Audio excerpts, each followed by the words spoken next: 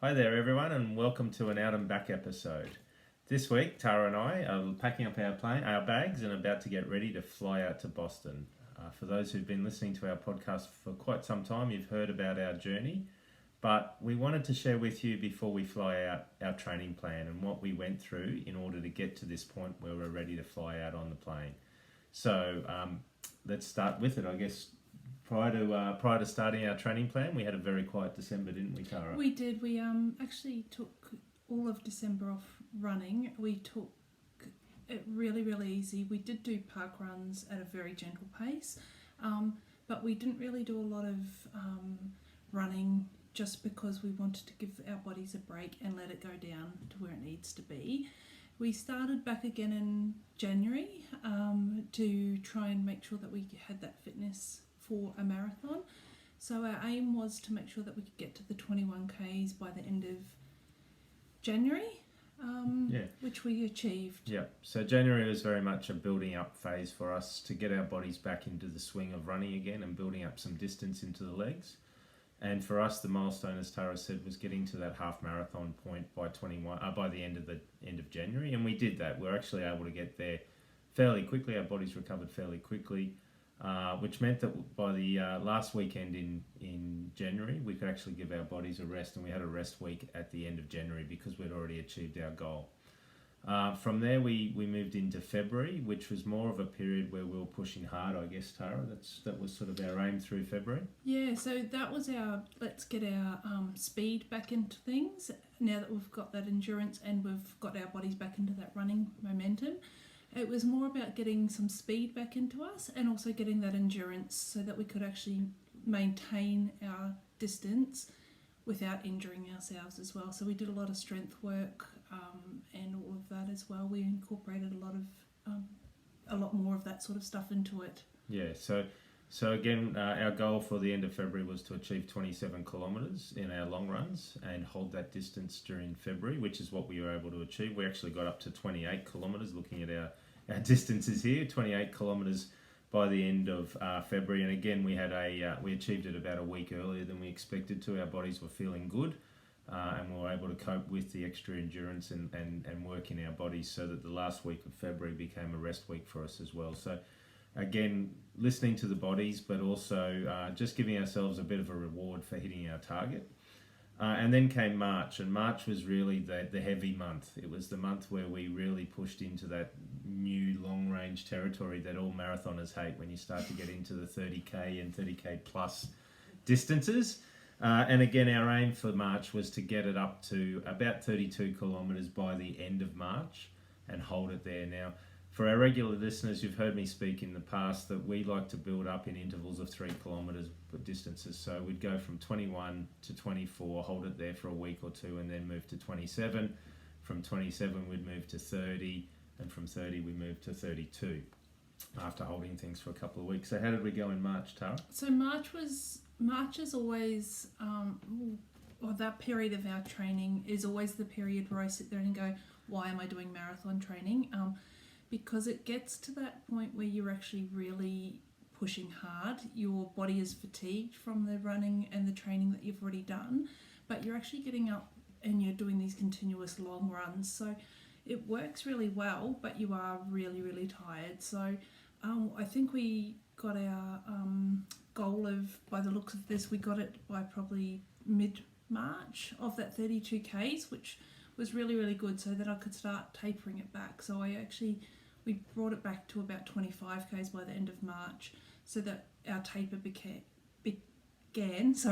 just a little bit earlier than it normally would. So it was a week earlier than what we normally would, just so that we had that rest time, because Boston is very hilly and I didn't want to make my body any more tired than it needed to be. But in March as well, the hills that we do at the end of or midway through our long runs, so they are actually quite challenging.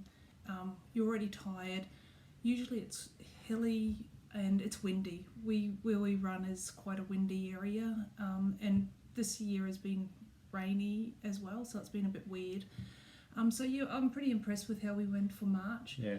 I do know that now that we're into April, we've tapered all the way back again, and our park runs are just so easy. We're sitting there having a good old cruise along and having a chat to each other while we're doing them. Yeah. So without effort, which is nice. So I'll talk about taper in a second, but I guess that's sort of our long run philosophy, and I guess the other training we do is also a lot of midweek training. So generally, and we've talked about this before on the podcast as well, but we do the long runs on the Sundays, which means Monday is generally a rest and recovery day. We do a stretch session and sometimes a bit of strength work in there, depending on how the body's feeling.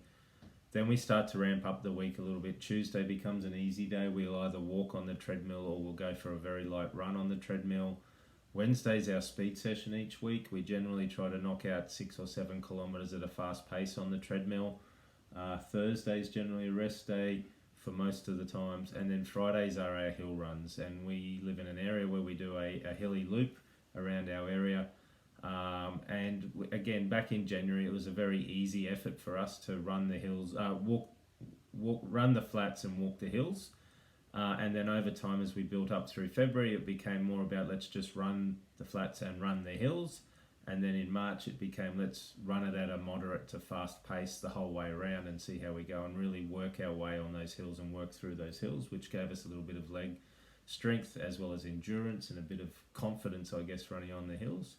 Saturday then is a park run day for us, and park run for us is a day where we run at our own feel. If we want to run fast, we run fast. If we want to run slow and chat with somebody, we run and chat with somebody. It's sort of it's your own choice sort of day. So, and then Sunday being the long run. So Sunday's a long run, Monday's a stretch day, Tuesday's an easy day, Wednesday's your speed day, Thursday's a rest day, and Friday's a hill day, with Saturday being a choose your own pace day. Yeah, and in between I always say do Reformer Pilates. So I'll come home, on my way home from work, I just stop at the Reformer Pilates studio, and mine's physio led. So it's actually at my physio, rather than the Reformer Pilates studio. But with my physio, so I do a lot of Reformer Pilates with my physio to ensure that it's being done just for running. That's an individual choice. Tim doesn't do that, but he does other strength work in the between times, like squats, lunges and stuff like that. And I've been doing that Reformer Pilates mainly because of the hills for Boston, to try and make sure that I've got that hill strength in my quads, my glutes and my pelvis and core. Being a female and being older, I need to make sure that those things are being looked after very, very well for myself. So individual choices as to what you want to do there for strength. Yeah, and I guess just looking at our distances, we're generally averaging about 50 kilometres a week of running through our program, so about 200 odd kilometres a month of running. And, with a bit of tempo, a bit of speed, bit of slow and easy running thrown in through each of those weeks of that 50 kilometres, it's really given us the confidence now to go into Boston feeling pretty good. We're ready to go. I think the taper's been excellent. We've talked about the taper on our previous episodes on the Flying Runner, and we're ready to go. We're excited. We can't wait to get on that plane very soon and get over to Boston and feel the vibe that's in Boston. Apparently it is just awesome listening to the likes of Robert Wang and Tony and Sharon and other of our marathon mates that have been over there before. And Lucia's already on her way over, who you will remember from another podcast. Right, we've got they're on Disney One. Yeah, they're on Disney One, and Steve and Kim Tudgman as well have given us lots of tips, which is great. So we're really looking forward to it. I guess the most important thing is that I think Tim's going to put this plan up on maybe the Flying Runner. I don't know, he'll put it on somewhere. But the most important thing is that just because this is our training plan, it doesn't mean that it will be right for you. And it's the same as all other training plans. Please listen to your own body. If you need a rest day, one run that you miss is certainly not going to affect your marathon later on down the track. So if you're just starting out your running journey and you have to do a 12k run for your marathon and you can only get to 10, that's fine. Please don't think of it as anything else apart from the fact that it's not a failure, it's listening to your body. So, and if you just don't do it at all, it's not going to affect anything at all. So please make sure that you listen to your own body and do what is best for you. This is just what works well for us. Yep. So that's all for now on this Out and Back episode.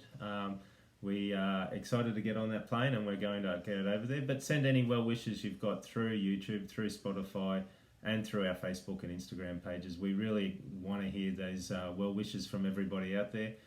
We're excited. This is our 4th major, and we just can't wait to get it over there and get it done, I guess. We're excited. So. Absolutely. And look, we will be doing some lives and some updates while we're over there as well. So keep an eye out on both Team Alice Running socials and the Flying Runner socials, because we'll make sure that they go up on there as well.